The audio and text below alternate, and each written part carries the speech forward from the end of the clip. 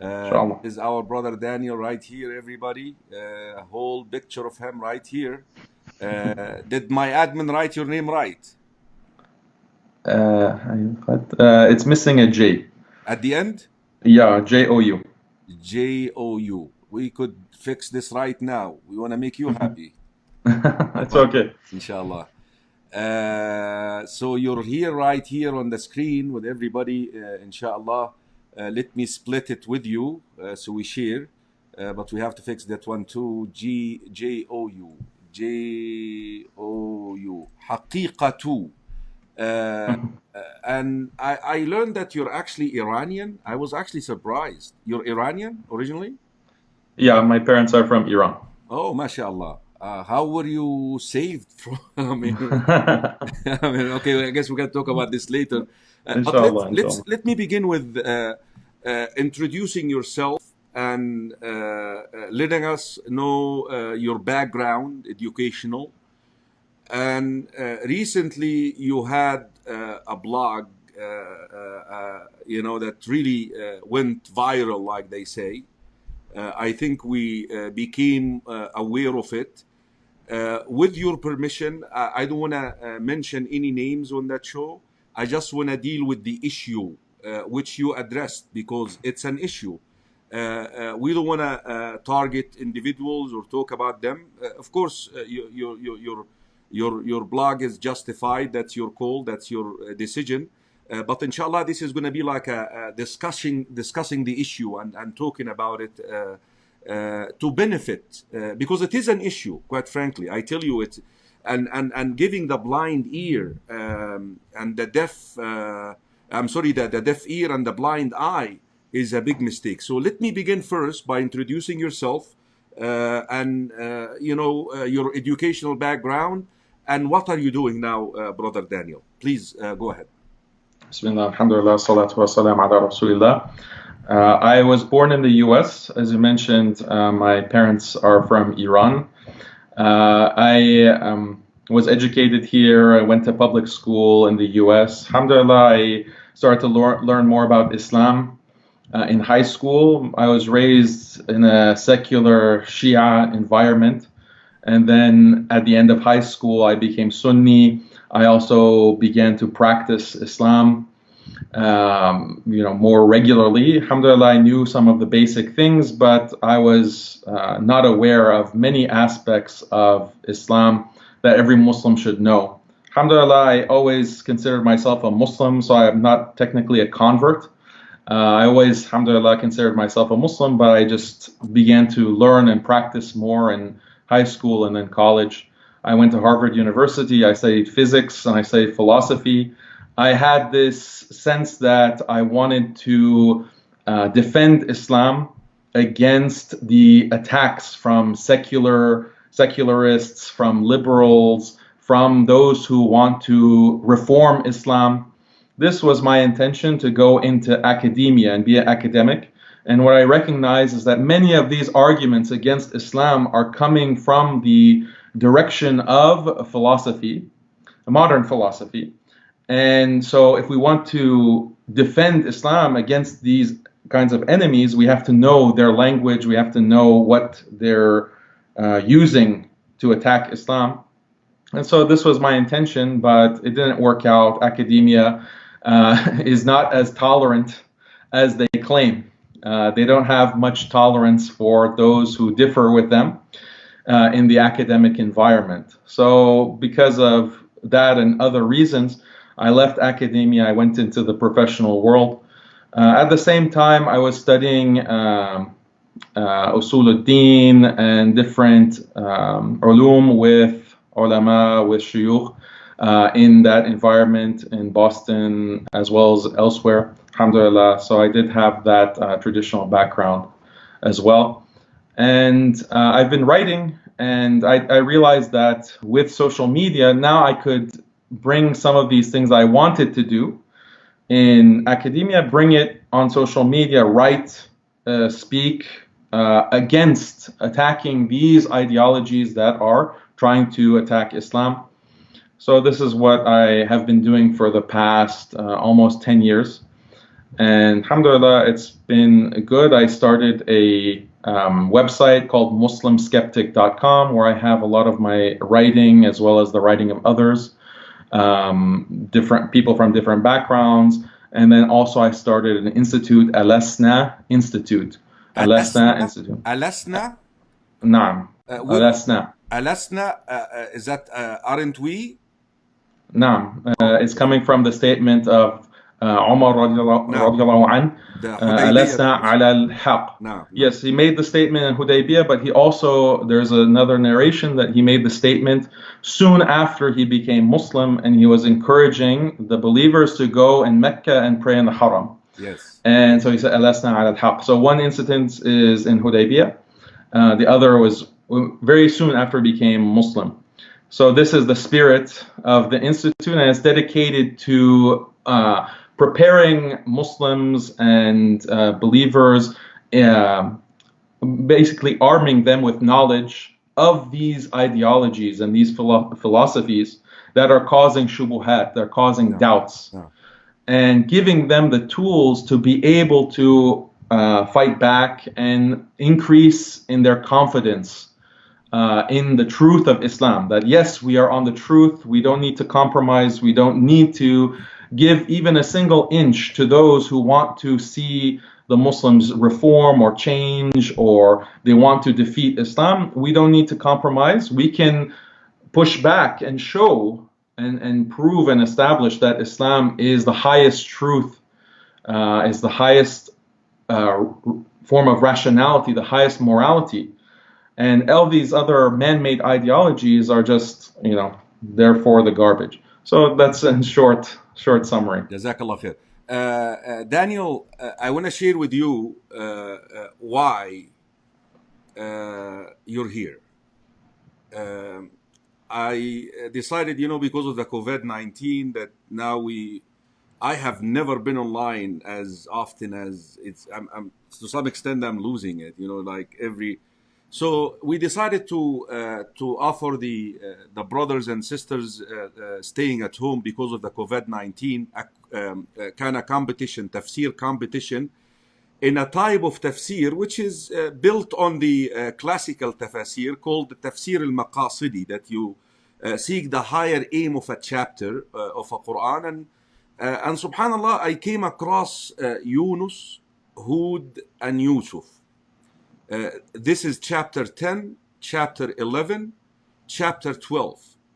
That is their order in the Mus'haf, also their order in the Revelation as well. We know that some of the Quran, the order of the descending is different to the order of the Mus'haf.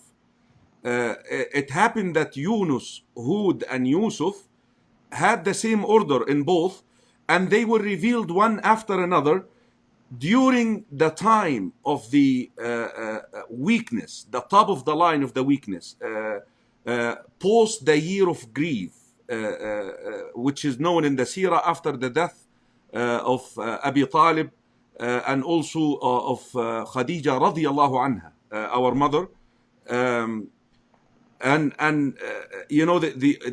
The higher aims of these three chapters, that's what I presented, is as follows.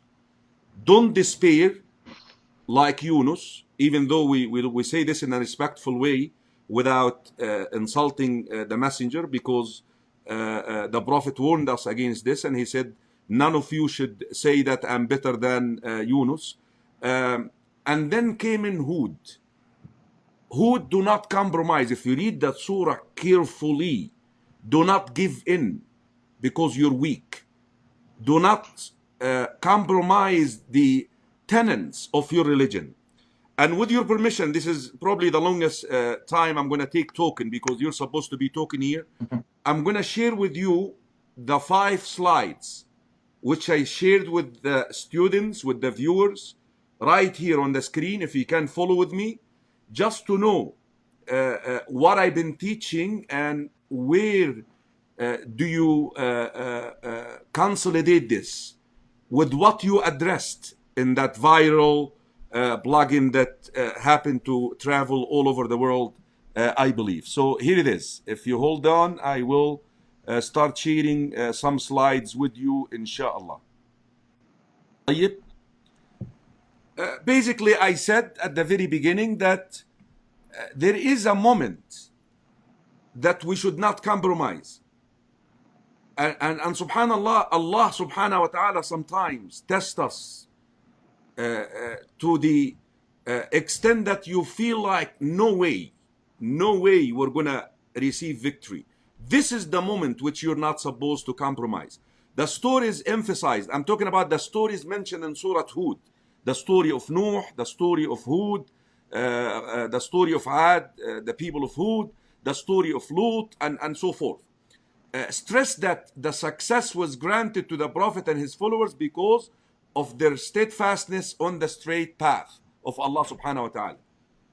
Look at this now. Some people may use wisdom to compromise. Yes, Allah said in the Quran, "Ud'u ila sabili rabbika bil hikmah." So they say, okay, I have to go and simply tell those people you're okay, and that's wisdom. So under the excuse of wisdom, they compromise the tenets of Islam. So where is the line drawn here between wisdom and compromising? This is the first question, and I will let you know about the rest of the slides, inshallah. So where wisdom versus compromising? Where is the line, Brother Daniel? I think one of the things that people confuse is the personal context versus the public context. So in a personal discussion, when you are speaking, for example, to a family member, like Ibrahim alayhi salam with his father, or you're talking to a family member or a neighbor, then in that situation, you don't compromise, but you use a certain kind of tone that you want to attract the person to Islam, and you might even give them a gift.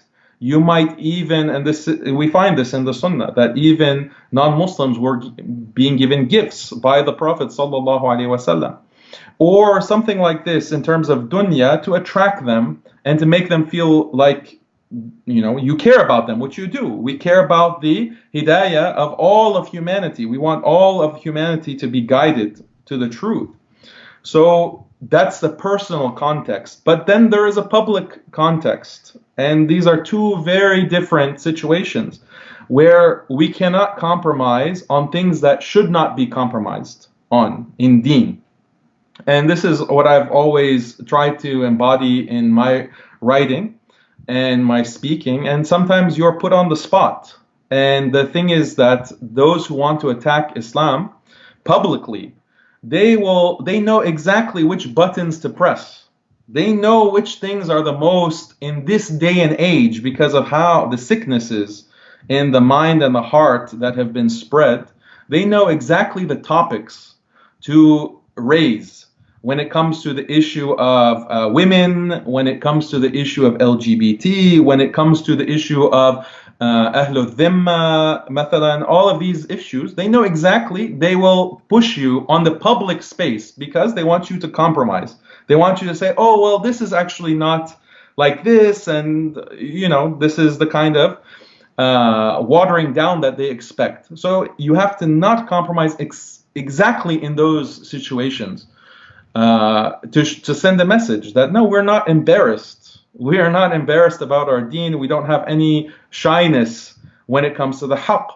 But we want to show you and teach you because this is what we are required to do. If we're calling to sabili rabbik bil hikmah wal maw'izatil hasana, then we have to have hikmah and wisdom, but that doesn't mean watering things down or compromising or changing and playing, only teaching part of the book and then hiding part of it because we don't want to be politically incorrect.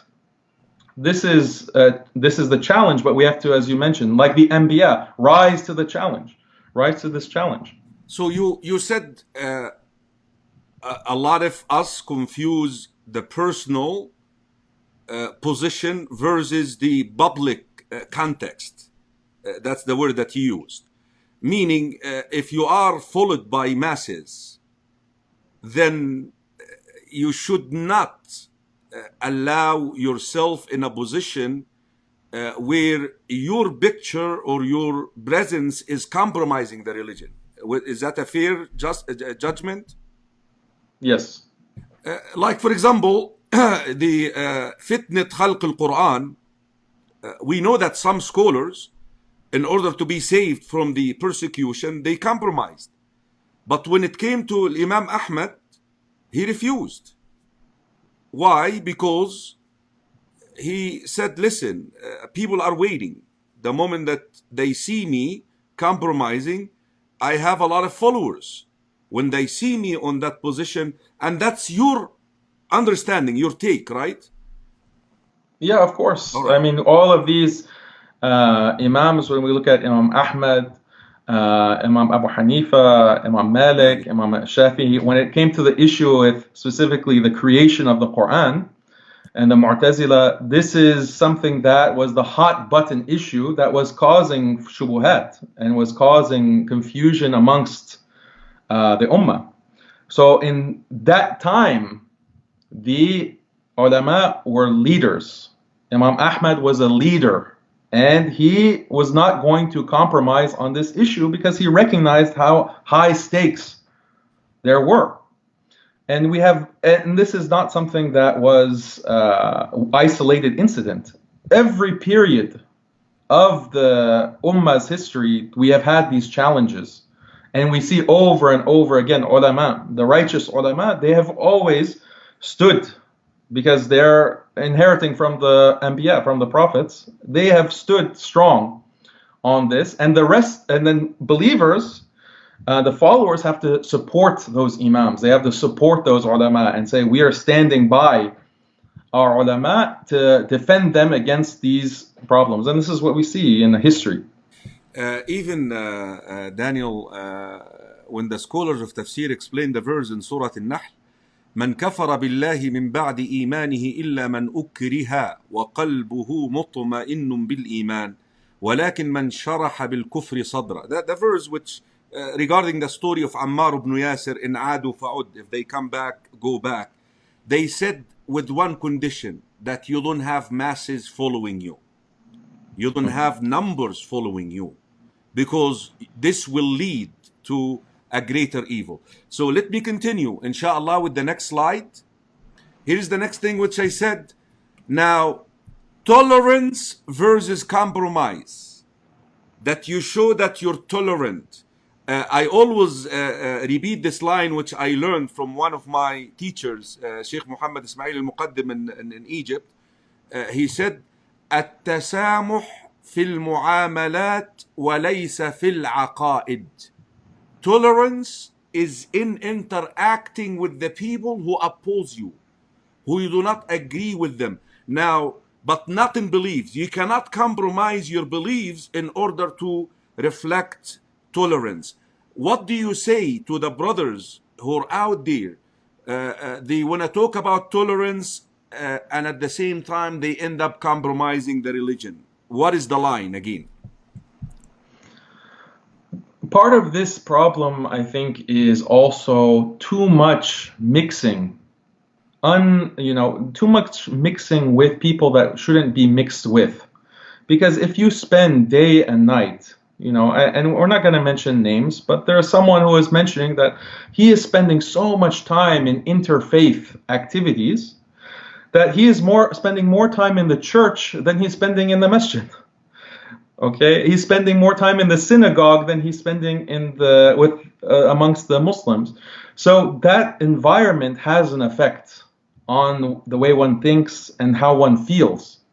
So this is a danger that the ulama have warned against very severely, that if you are finding that you are mixing with those who do not believe for no good reason, they become your friends, and slowly from friend they become like awliya, meaning you see them as your spiritual guide or as a moral example for you to follow, then over time this will affect the heart, and it creates this kind of rust and this kind of ignorance. And then you have statements that are violating the aqaid.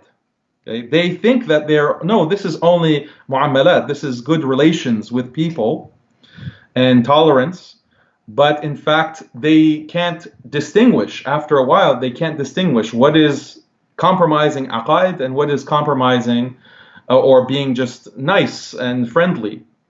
Yes, of course, be friendly, be nice, but you have to have the wisdom to know where is the line that, okay, now you're asking to compromise. So many examples where the non-Muslims in the LGBT groups, LGBT community, they said, oh, we are going to help the Muslims stand against Donald Trump. We're going to help the Muslims against this travel ban. And they tried to outreach in terms of good relations with Muslims. And then some relationships developed between certain imams and these LGBT activists who they themselves, they don't have any regard for Islam. In fact, they hate Islam if they knew some of the details of what we teach. They're the modern day Qawm Lut. But because of that act of outreach, then some of these imams became confused and they said, well, they reached out to us, therefore we have to be kind to them and support them. We have to support them. This is, tolerance and reciprocity.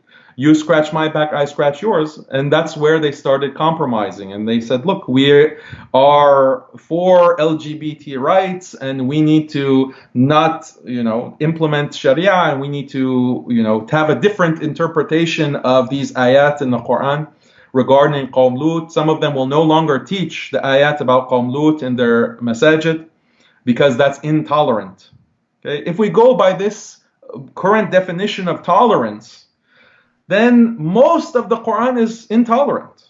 Most of the Quran is, by their definition, intolerant. So that if you go by that definition, you can't teach the Quran. Any ayah about nar, right? Any ayah that uses the word kufr or kuffar or al-kafirun, any ayah that is mentioning about Ahlul Kitab, all of these ayat are intolerant. So then you're not going to teach them? This is not feasible. So we have to have our own definition of what does tolerance mean. We don't let others define for us these important terms. And when it comes to that, we look at the Quran and we look at the Sunnah. What is allowed and what is not allowed in terms of mu'amalat, in terms of our behavior with others. So Allahu A'lam. I'm sorry to disrupt you here, but I came across an author.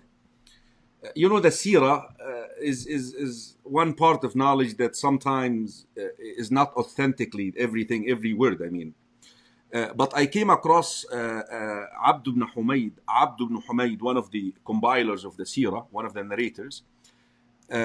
He narrated that author which we always narrate regarding the disbelievers coming to the Prophet ﷺ uncle at one stage, and basically offering him to compromise in lieu of you worship our God 1 year and your God another year, in lieu of wealth, women, and leadership. Here is what Abd ibn Humayd compiled, which is authentic. You know what they requested? Don't talk about us. One of the wording is not the worship. They didn't demand the worship. No, don't criticize us.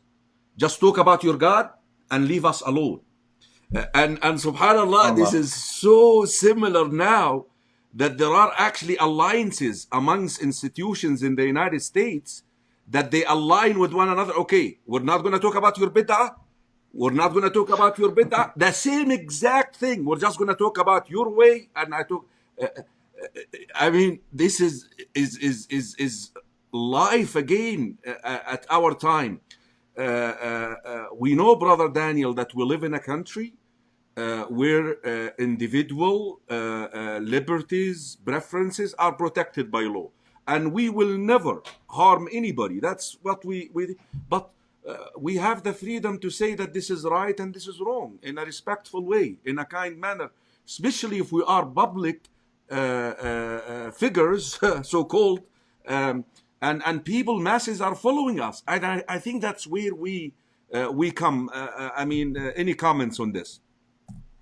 No, I completely agree. SubhanAllah, for the correct me if I'm wrong, but this is also sabab al-nuzul for Surat al-Kafirun. Yeah, that's Yeah, that's Yeah. what I said. قُلْ يَا أَيُّهَا Yeah. الْكَافِرُونَ. Yeah, that's one of the reasons for. But I came across this authentic transmission, which is really attracted me so much. And that's what I told my students. I said, listen, they were asking Rasulullah sallallahu alayhi wasallam to compromise half of the kalima. Because the kalima has two halves, two pieces.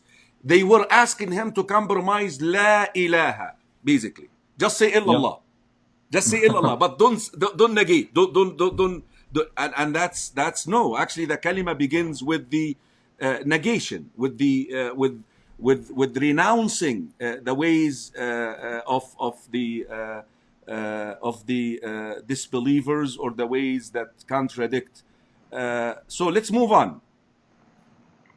So the bottom line is, that's what I said. You don't have to read that. That's my words. Every Muslim, no matter what kind of sin it is, has a duty not to show consent to them, obey, fancy, approve, befriend them.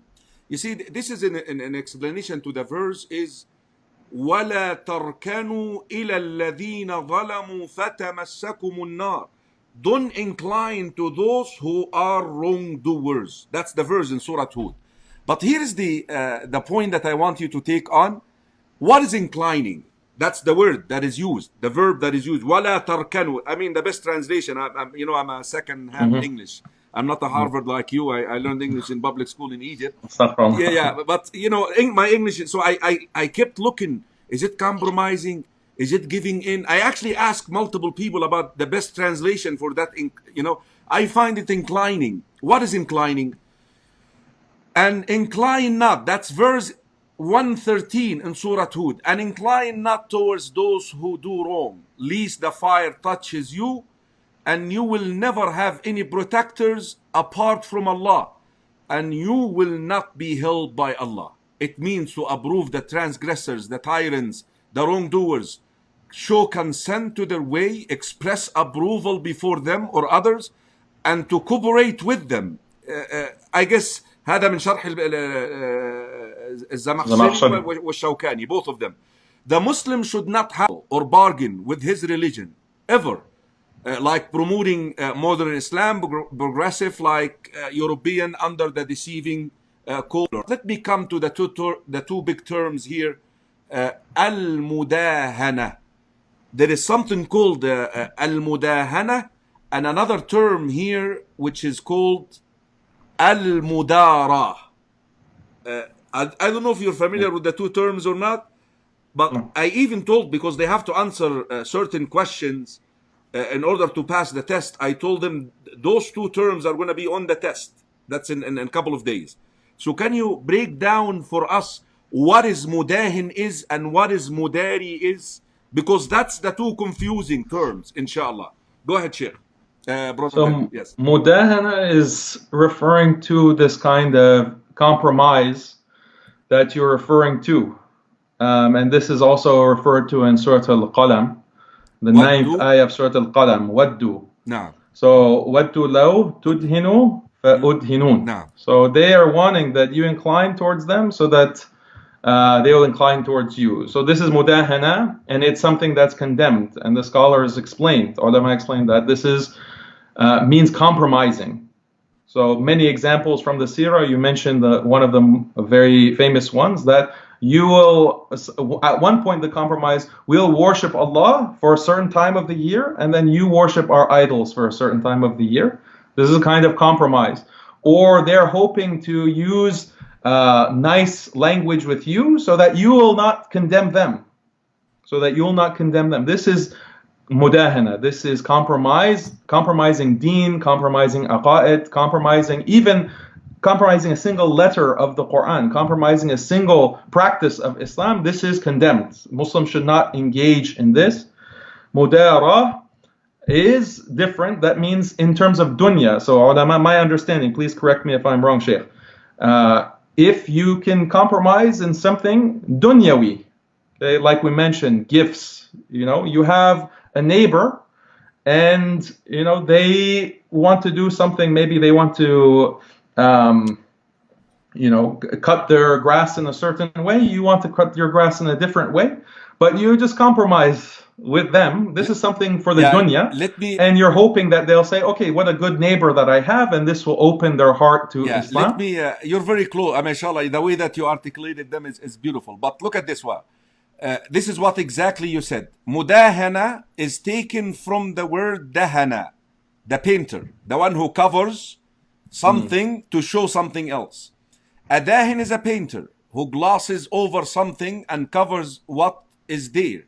The scholars have explained it as lying with a sinner, laying, not lying, laying, openly displaying happiness with what he is doing without forbidding him at all. Mudahana is haram because it is relinquishing something of the religion to please the disbelievers. This is the Ahlul Bid'ah, taking that statement from Ahlul Bid'ah. Mudarah, here it is being kind with the ignorant in order to teach him, being kind to the sinner in order to forbid what he is doing without being harsh, so that he does not expose what he does, and forbidding him with gentle speech and action, especially if he is a companion. This is what is Imam al-Hafiz ibn Hajar mentioned في فتح الباري. Of course, Mudarah is to repel some evil without relinquishing the religion. So this is those are the two terms. بإذن الله تعالى. I don't know if you want to add anything else, because we want to go into another area now. I'm done with that section. If you want to add anything else, but I think it's very important to explain to the viewers, brothers and sisters in Islam, in no way, when we speak out, because we love the brothers and we think they are very well intended and they have good intention. But subhanallah, I always use hadith of Nu'man ibn Bashir, brother Daniel, the hadith regarding the people who got on a ship, and some of them ended up in the upper deck and the others in the lower deck. And the people in the lower deck, they had a very good intention. They didn't want to bother the people in the upper deck. They didn't want to do that. So they said, you know what? We're going to dig a hole in the lower deck so that, we don't bother our brothers upstairs. That's exactly the way it is. Now, if we do not speak out, if we do not show the truth, regardless, then we're all going to drown. And Allah will bring other people who will stand for the truth, inshallah. I don't know if you want to add anything to that section of discussion. It's up to you, but I want to move to another part, inshallah, but it's your call here, inshallah. Barakallahu feekum, please. All right. Let me ask you about how did you figure out the Shia thing from the Sunni thing? I mean, أهل السنة والجماعة لا يكفرون عوام الشيعة. That's the people of Sunnah wa Jama'ah. They do not label the laymen of the Shia to be kuffar. We don't do that.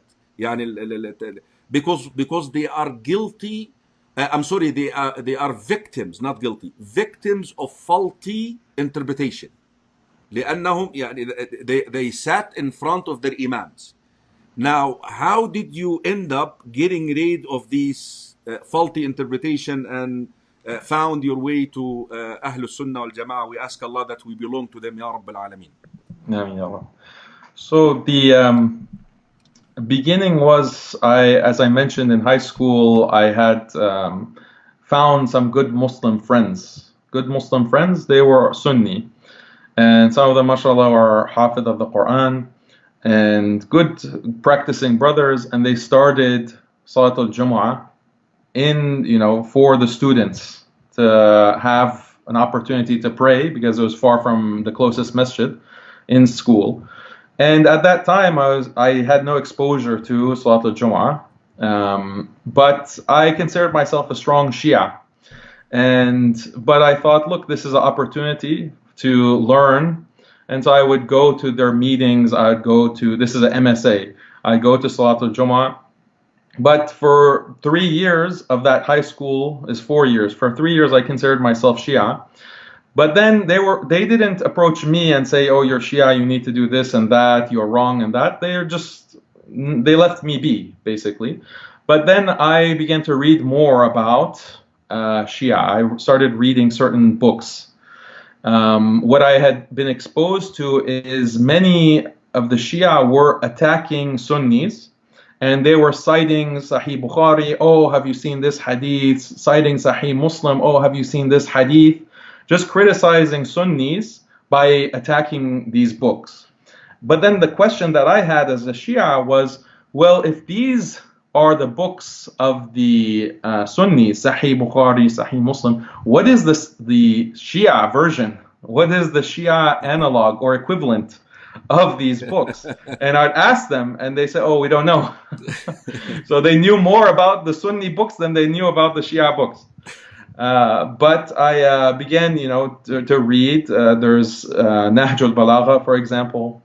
There is Al-Kafi is one of their major collections. Yeah.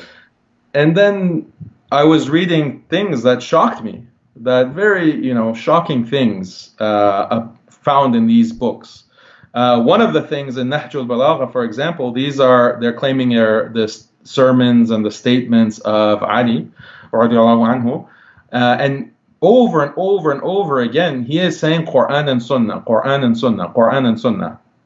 So this is in their books, and he's emphasizing the importance of Sunnah to such a high extent. So this kind of made me start thinking about that. And then when I would read Al-Kafi, and shocking statements about the Quran is incomplete, and Jibreel alayhi salam would continue to bring wahi after the Prophet ﷺ had passed away, and on, many narrations like this. I was shocked. So I went to a Shia scholar and I said, look, this is considered the most authentic book collection of athar, hadith, that Shias have, that we have. So why are all these statements like this in the most authentic? And he said, oh, these are not authentic. That was his quick response. Without even going into it, he just quickly said these are not authentic. So if this is the most authentic book and it's filled with these fabrications and huge lies against the Quran, against Jibreel, against the Prophet ﷺ, against Fatima, then this is very shocking. And that was the first steps that slowly led me to just realize the truth of the matter. Alhamdulillah. How did your family take it, by the way? So my family, my immediate family, they're not very practicing themselves. They're more secular. So they had more issue with me becoming practicing than me becoming Sunni. So the most debate in our house is about lihya. This is the biggest debate. That's not about Al-Kafi, Al-Bukhari, and all these issues. That's why I always say that we have more Islamophobia in the Muslim world than the non-Muslim world, unfortunately. Yeah, I know. Yeah. Alhamdulillah. Well, welcome home, brother. May Allah subhanahu wa ta'ala keep us steadfast, Ya Rabb al-Alameen. Ameen, Ya Rabb. طيب, we come to the talk of the time, COVID-19. What is your position on this? I mean, are you, I guess you live in Texas, right? Am I right? Yeah, so yes. You're still having lockdown there and locked in, and quarantining and all of that. Are you defying the instruction, or are you a follower? What is your take on with all these conspiracy theories coming out, and what is your take on this? In Texas here, we don't have lockdown. It has been lifted, alhamdulillah. There's still some restrictions. Sadly, the masajid are still closed. So this is a problem. So many churches are open, the stores are open, many places are open, but the masajid remain closed.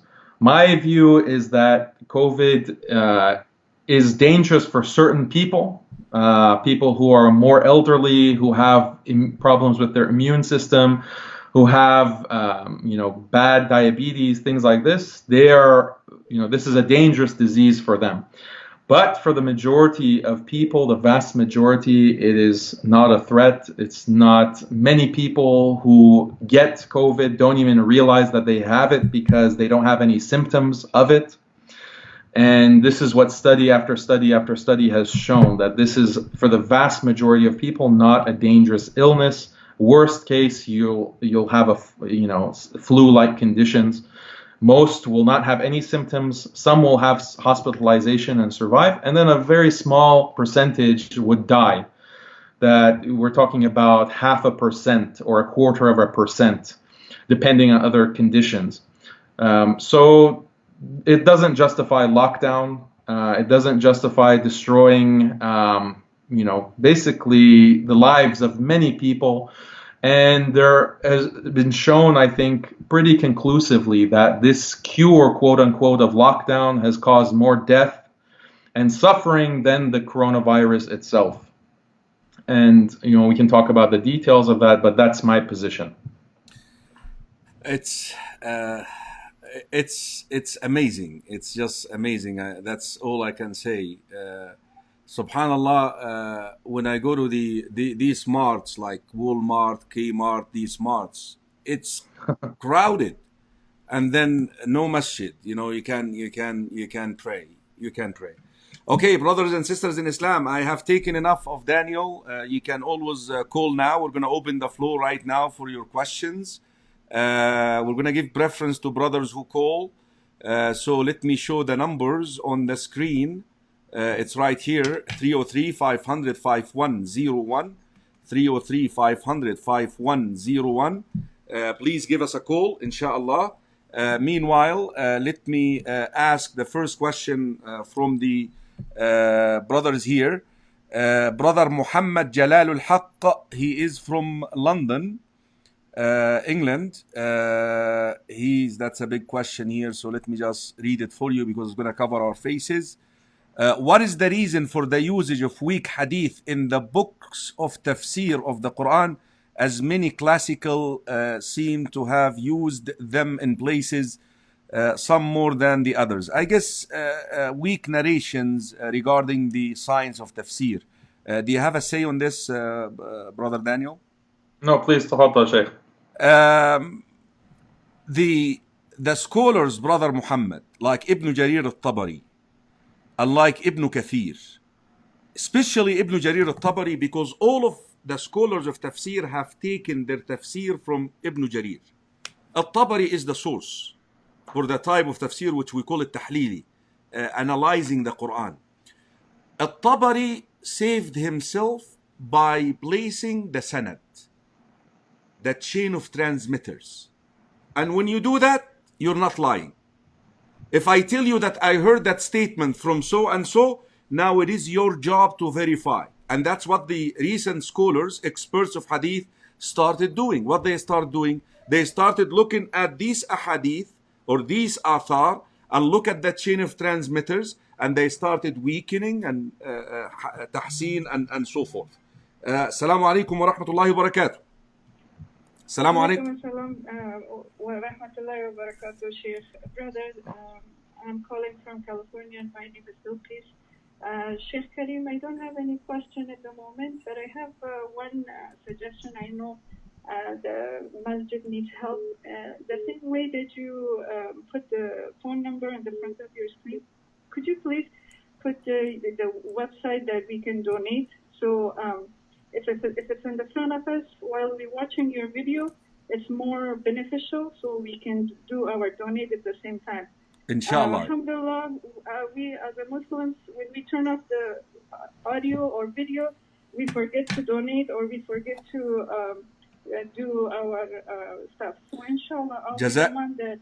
And in the memory of my grandma, I'll do as much as I can donate to your masjid, inshallah. Jazakallah khairan, but I will do this later. I would like to do this in presence of my guests. So this way, that's my, without actually talking to them before it. But inshallah, I promise you, dear sister, may Allah reward you, that inshallah I will do this after our guest is done, inshallah, bi'idhnillahi ta'ala. I like to do that. Assalamu alaikum wa rahmatullahi wa barakatuh. Wa alaikum assalam wa rahmatullahi wa barakatuh, Sheikh. This is Abdul Qadir from St. Louis, Missouri. Okay, brother Abdul Qadir, St. Louis, Missouri. What is your question, Abdul Qadir? Alhamdulillah, Abdul Qadir. Allah barak fikum. First of all, pleasure to see the brother Daniel. Haqiqatjou. My question is very technical. What is the difference between, or they're the similarities are more, their differences Al-Maghrib Institute and the Yaqeen Institute? Are they twins or are they different? Abdul Qadir, we don't want to call any names, but inshallah we'll answer your question. What about that? Assalamu alaikum wa rahmatullahi wa barakatuh. Caller? Wa alaikum salam wa rahmatullahi wa barakatuh, Sheikh. Yes. Daniel, can you hear the callers or no? Yes, I can. Okay, Jazakallah khair. Dear sister, name and state and your question, please. My name is Maryam and I'm calling from Florida. Okay, Sister Maryam, what is your question tonight? Tonight. I guess tonight here in Florida. Today is in Denver. I have two questions, Sheikh.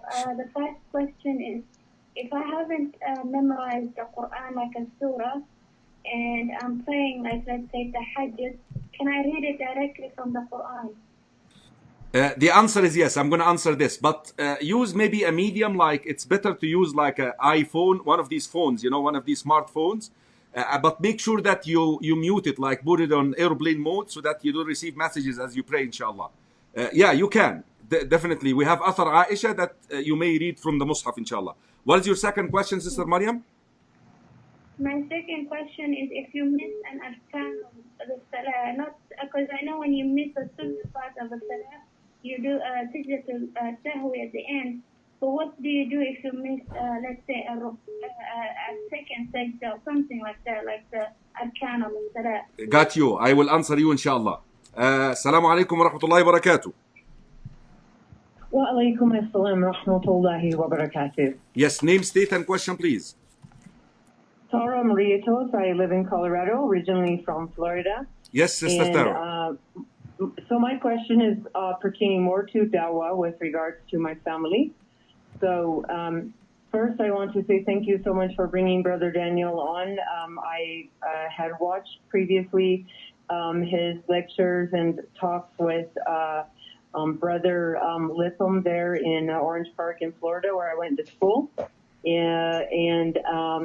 So I wanted to say here, I'm Hungarian American. And, in the United States, we're not generally permitted to say anything socially like you mind your own business and I mind my own business. That's the kind of concept we are raised with here. And what I'd like to say, though, is that, when I visit with my family, and now I'm in Colorado, as you know, everyone in my family is part of their culture, being Hungarian especially. They drink to the point of intoxication, especially with family members. And inevitably, someone starts to pressure me, please be like you were before. And another one of my parents uses very foul cursing language and starts cursing the Prophet sallallahu alaihi wasallam. I've spoken with a couple of students of knowledge, and one of them, of course, from Saudi, says don't sit with your family when they drink. They're intoxicated. They're committing zina. There's no mahrams, and you're free mixing. And another one, says, how are you going to give your family dawah if you refuse to sit with them? So I want to find out what's the middle ground, if there is a middle ground, but how can I call them to Islam in the best, in the best way? Clear, Sister Tara. We got it. Clear, Sister Tara. So, Brother Daniel, can we take on Brother Abdul Qadir from St. Louis? He given you a license to speak out here, so that's fine, inshallah. As long as we're naming institutions, that's okay, inshallah. No, I want to respect what you said, Sheikh, and we don't need to talk about names. Institutions is fine. What is your take on quite frankly, I don't have a whole lot about knowledge, a lot about yaqeen, but I'm aware of Al-Maghrib because where Al-Maghrib started, I was there with the Safi Khan in Dar es Salaam community down in Maryland, College Park, Maryland. But for me, the twist which they take is, the association with, I guess it's called Medina Institute, where they had that agreement, written agreement that they are not to criticize one another. The Zaytuna and Maghrib teachers, they are not to talk about the bid'ah of one another. They may show next to one another. I mean, what is your take on this? Is it something that, in the area where we addressing? I don't know what the agreement that you're referring to specifically, but the thing that With many of these institutes, unfortunately, sometimes you can criticize certain things, and they have certain teachers who are promoting certain things, but not all the teachers agree with what the institute as a whole does or with what one teacher does. So I think with Al-Maghrib, it's kind of a diverse group of teachers, and they have their different approaches. So it's hard to paint it with one brush. But with Yaqeen Institute, that's what I have the most experience with. I was actually a part of Yaqeen Institute, and recently, before Ramadan, we had myself and several scholars and students of knowledge, we did research on what Yaqeen Institute is publishing and promoting. And we did a review of Yaqeen Institute. It's published on MuslimSkeptic.com. And we found, very shocking things and the kinds of things that they're teaching that is very problematic, that they are spreading. And when it comes to an attitude of compromise and, watering things down, this is exactly what we find in much of their material. So if someone is interested, I don't want to take over Sheikh's program with talking about this, but they can, and we had no plan to talk about it, but the caller asked, and it's a live show. They can go to MuslimSkeptic.com and they can read about it in detail. Please refer to the website, you heard it. Okay, we have a caller. Assalamu alaikum wa rahmatullahi wa barakatuh.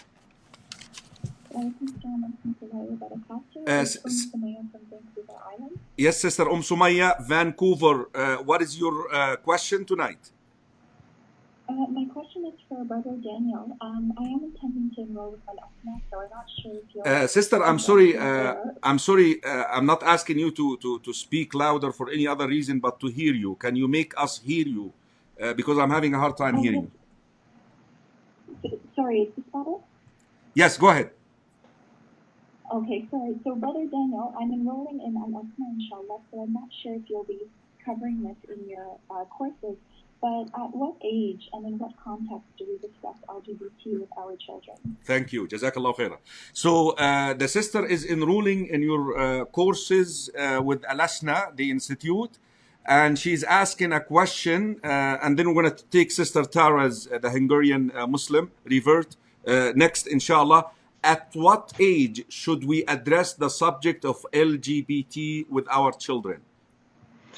So LGBT, you have to start preparing them as soon as they can talk, basically, the children. And how do you do this? By demonstrating the importance of husband and wife, mother and father. Your children will recognize the value and the beauty of this relationship between mother and father, husband and wife.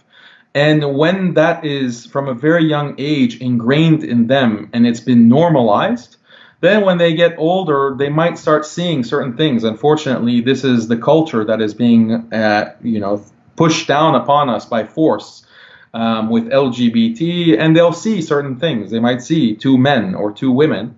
And then if you have given them the background, the importance of marriage, and how Allah has created Adam alayhi salam and then Hawa, his mate, and this is the format, this is the structure of life, then they will have the ability to understand this better when they're older and they start seeing things. And then you can teach them and explain to them that, look, this is something that has happened because of fahisha, because of people who are doing bad things against Allah.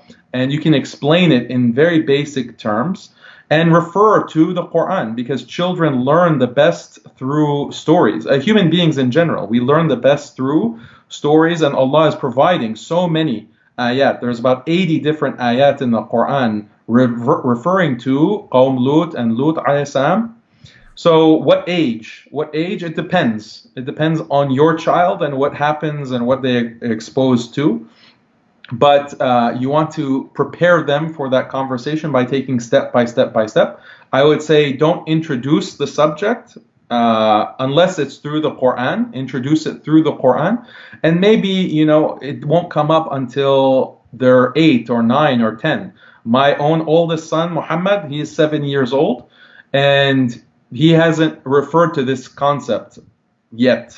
Alhamdulillah, he hasn't been exposed to it. But we don't allow him to watch TV. We don't have a TV in our house. He can't access the internet. So he hasn't been exposed to it. He's 7. He hasn't asked anything like this. But if he does, we're already starting to prepare him. And alhamdulillah, we will address it through the lens of the Quran, specifically Lut alayhi salam and Qawm Lut.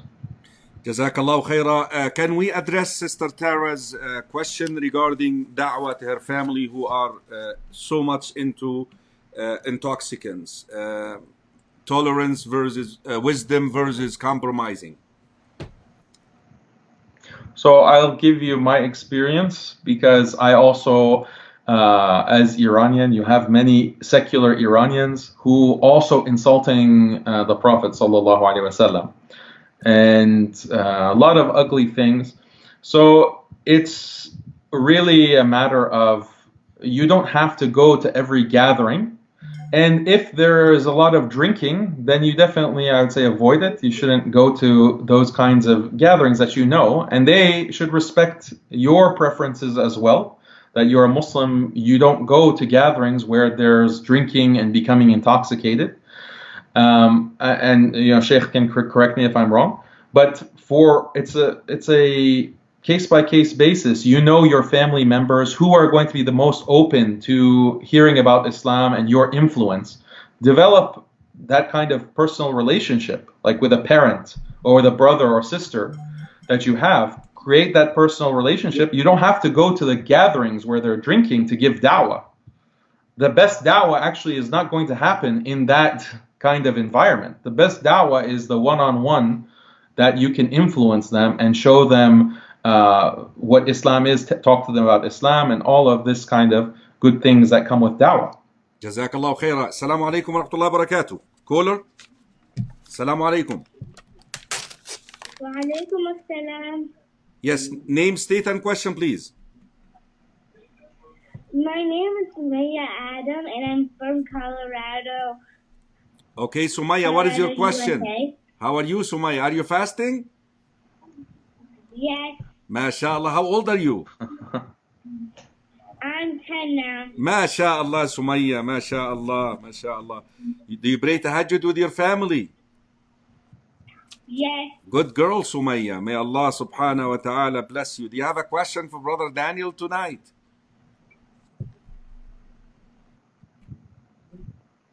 Yes? No? Do you have a question, Sumaya? yes. What? It's from Surah Baqarah, Okay. ayah 40. Okay. وبقية مما ترك آل موسى وآل هارون تحمله الملائكة Sumaya, إن في ذلك. Sumaya, Yes? are you trying to ask a question or you want to recite Quran to me? Question. The question is from this ayah. Okay. What was the leftover from Prophet Musa and Prophet Harun? Okay. Jazakallah khairan, Sumaya. So Sumaya is asking regarding the verse in Surah Al-Baqarah, Brother Daniel, the story of Talut and Jalut. The sign that Talut is the leader, that Allah will bring back to you, the children of Israel, the last covenants. You know, we know that Bani Israel at one stage they lost the Torah, the writings of the Torah, and the angels will bring it back. So this is what is meant by it, Sister Sumaya, that Allah subhanahu wa ta'ala will bring back to Bani Israel what they lost from the Torah, the books يعني. That's what is meant by it, inshallah, بإذن الله تعالى. طيب, let me see here. What do you... Assalamu alaikum. Assalamu alaikum. Daniel, I have a very dear friend of mine. Eddie, be careful now. You're in the air, okay? You're live. You gotta watch what you say. I have Eddie from the Dean Show. You know, Oh, mashallah. yeah, he was so excited to learn that you're coming on my Ask Imam Karim show, and he wanted to jump in. This is brother Daniel Haqiqatjou. I remember you're the first one, Eddie, who shared that blog with me, and you told me what you think. Why didn't you ask him now? They have a question for Daniel. We're talking about, you know, wisdom versus compromising, showing tolerance versus compromising. Do you have a question? Do you want to jump into the conversation? Assalamu alaikum wa rahmatullah. Wa alaikum salam. How's it going? Alhamdulillah. Can you hear him? How's your training going, Daniel? Well, now we're stuck at home, right? So Yeah. inshallah. I got a few minutes. I have a meeting with Dr. Sabil. We have one his fundraiser going on, so I only have a few minutes. But Inshallah. I just wanted to give salams to both of you, and if you guys are still on, then I can call you back. Well, we can yeah. continue. That's fine, inshallah. So I'm going to join you momentarily after I'm done here too, inshallah. Yeah. But are you aware that brother Daniel used to be a Shia, actually, a devout one? Are you aware of that? Yes, I believe so. Yes. So when are you going to host him on the Dean Show, or you don't want it? We had him down. That's you had him? Yeah, we had him. There? I didn't know that. Okay. Yeah, he came down. I didn't know. Wallahi, I'm sorry, Eddie. I'm sorry. I apologize.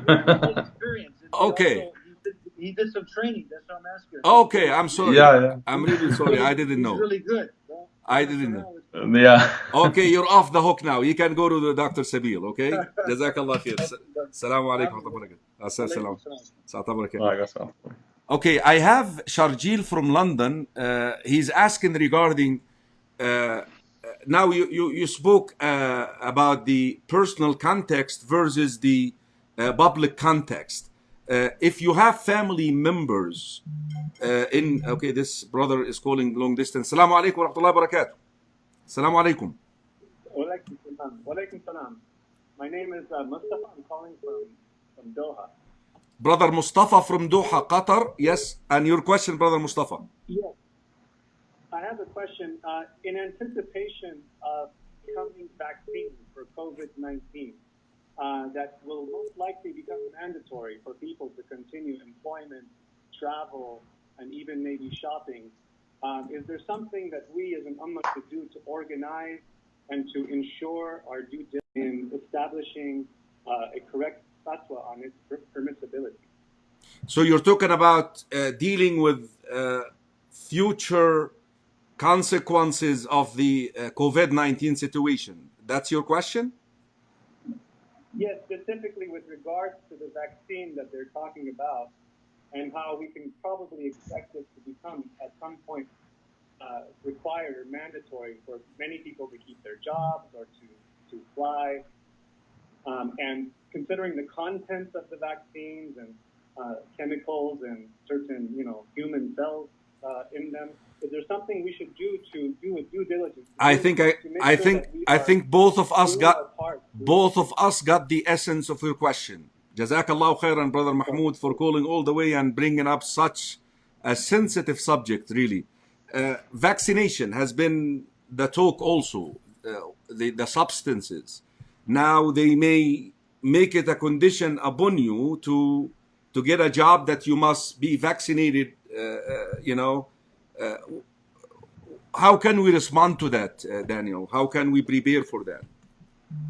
I think there's resistance to this right now. We need to take this call and then we'll go from there. Assalamu alaikum wa rahmatullahi wa barakatuh. Assalamu alaikum. Yes, name, state, and question, please. My name is Miriam. I have a question about red wine vinegar, if we can cook with it. Red wine vinegar? Red wine vinegar. Jazakallah khaira. We'll answer this inshallah. Barakallah fiki. Assalamu alaikum. Okay, Daniel, go ahead, please. So when it comes to this kind of vaccination, and if they want to make it mandatory, this is speculation. Hopefully it's not going to be made mandatory, because who knows like what this vaccine would be. They have had the flu shot as a vaccine. They haven't made it mandatory in the past, but with all of the fear mongering that has come with COVID, it's possible that the government will have requirements that you must be vaccinated to have a job, you must be vaccinated to have a business, you must be vaccinated to travel, you must be vaccinated to send your children to school, specifically for this COVID. And right now there are a lot of people who they are fine with vaccines generally, but they are very suspicious of this kind of vaccine that they're rushing to make mandatory. So there are a lot of people, and it's a movement against this, and Muslims, in my opinion, should join that and should oppose these kinds of restrictions and impositions that the governments are forcing on people. If we just stay quiet and we do not raise our voice now, then we're not going to have the opportunity to raise our voice later. We are already seeing mass censorship on social media platforms and the internet generally, that anyone who speaks anything contrary to government mandates will be silenced and will be shut down and censored on the basis of opposing public health. So Muslims have to be very aware and clear on what is happening. This closing masajid and dictating to Muslims when you can pray, when you can have Salat al-Jumu'ah, when you can have Taraweeh, when you can have Hajj or Umrah. If you want these governments to dictate how Muslims practice even the basic things like Salah, then stay silent. Don't raise your voice, just accept, agree with whatever they say. That's going to be the future, unless Muslims stand up and say, no, enough is enough is enough. We have our own. Look at the source of. Look at the comments here. What can we do in these situations where the imams are working hard to keep the masajid closed? SubhanAllah, it's shocking. It's shocking. Can I tell you something very interesting? We have Dar al-Tawheed here, so we decided, that word of mouth, let's just have maybe 10 brothers praying Taraweeh, and we'll go pray Taraweeh. Some guy came, Muslim, and prayed with us. He took pictures. I guess that night we were like 12. Yani 2 more. And he sent it to the city. Can you imagine? This is just to show you how paranoia the people are with this subject, Daniel. And may Allah protect us, Ya Rabb al-Alameen. May Allah protect us. I know that we're almost done here, but let me answer the questions of Sister Maryam. Sister, when we know that stay away from wine and alcohol and cooking, why would you promote that? But we know that when it is cooked to a certain degree, the intoxicant substance goes away. But stay away from it. This is the best way. But Sheikh, red wine vinegar, I think, is just vinegar. I don't think it has. Yeah, it's just vinegar. Okay. I don't think the ingredients has any alcohol in it. Allahu Alam, they can just confirm that. If the red wine vinegar doesn't have any the ingredients, no alcohol, then it's permissible, inshallah. Assalamu alaikum wa rahmatullahi wa barakatuh. Assalamu alaikum. Salam, it's your brother Milad from San Diego. I don't know if this question was asked already, but I was wondering your advice for someone who's in academia, graduate student, trying to navigate that without getting canceled for their having these views as a Muslim, as a practicing Muslim, having these views, like, especially with LGBT issues and stuff. Like, how do you, without compromising, of course, your own values? Your Milad, San Diego? Yeah. Oh, that's Milad San Diego. Yes. Okay. Did you hear that, Daniel? Yes. Just try your best. It's very difficult, but it's possible. If you're in academia and you're a college student or you're a graduate student, you don't have to promote LGBT. You don't have, at least not yet. Hopefully it won't ever be the situation that you have to wear a rainbow flag if you want to be in the university. We haven't reached that situation yet, but you can just, keep quiet. You have a certain job to do in the university. You're not there to, preach against LGBT. You're just trying to get your degree and your livelihood, whatever it may be. But never compromise your beliefs and never be in a situation where you have to accept or promote. If they're forcing you to do that, then you can claim that this is contrary to my beliefs. I'm a Muslim. I don't believe this. And many universities in the US, they will accept that and say, okay, we respect this is your belief. You don't accept it. And they'll give you a kind of waiver, or they'll give you a pass and allow you not to participate in certain kinds of LGBT activities that they have. So it's still, alhamdulillah, there's some room for disagreement when it comes to being in the graduate school or the university, but that might not be the case in the future. Allahu A'lam. Jazakallah khairan, Brother Daniel. So, Sister Maryam, you heard it. If it is red wine vinegar, there is no alcohol ingredients there, so it's permissible. The other sister who asked about skipping sajdah from the rak'ah. Sujood is a pillar of the salah, so if you're still in the salah, you have to repeat that rak'ah. If you're still close to that position, just go back and perform that pillar. Otherwise, repeat the whole rak'ah and do sujood al-sahw at the end before your taslim, inshallah. Brother Daniel, wallahi, I have to tell you this. I was looking forward so much to us being together and meeting you and talking about it. And subhanallah, I have to tell you this, even though I said it to you in private, that I hosted Sheikh Abu Usama, I think 2 weeks ago, Abu Usama al-Dhahabi from London. He's originally US, is from Philly. And that subject of, sisters coming out and bleaching and so forth came up. And subhanallah, I went up there and somehow I came across your post on this, on Facebook about brothers who are seeking girls to marry and the culture now developing. And do you want to finish the show with that? I really enjoyed reading that post, man. I have to say that it just hit me. So what was the reason for that post to begin with?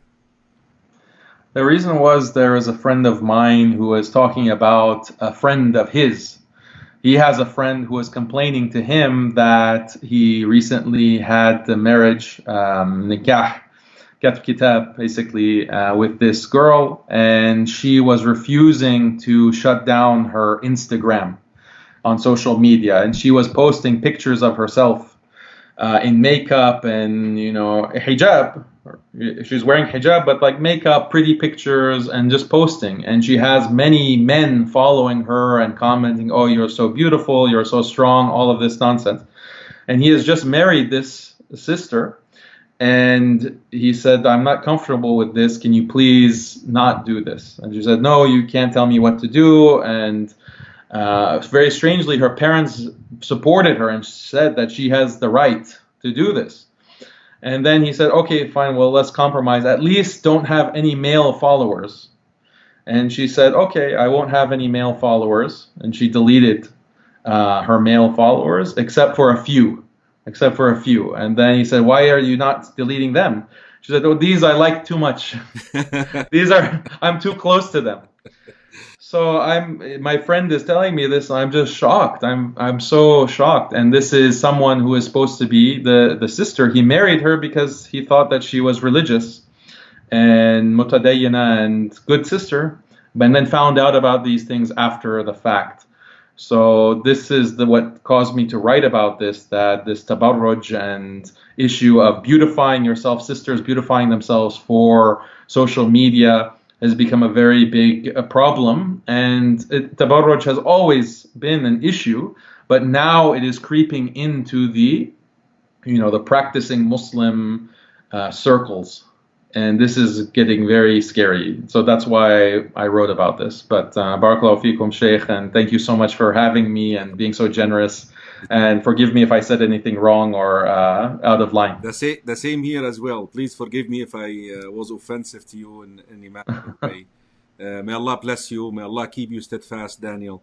We need brothers like you out there who are cultivated into this culture. You see, at the end of the day, I'm an immigrant. You know, I can just do my best, but people like you, Daniel, will make a difference in this community, in this society.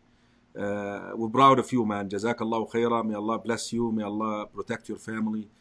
Keep you steadfast, and Jazakallah khair for taking the time to join us today. Assalamu alaikum wa rahmatullahi wa barakatuh. Wa alaikum assalam wa rahmatullahi wa barakatuh. Okay, everybody.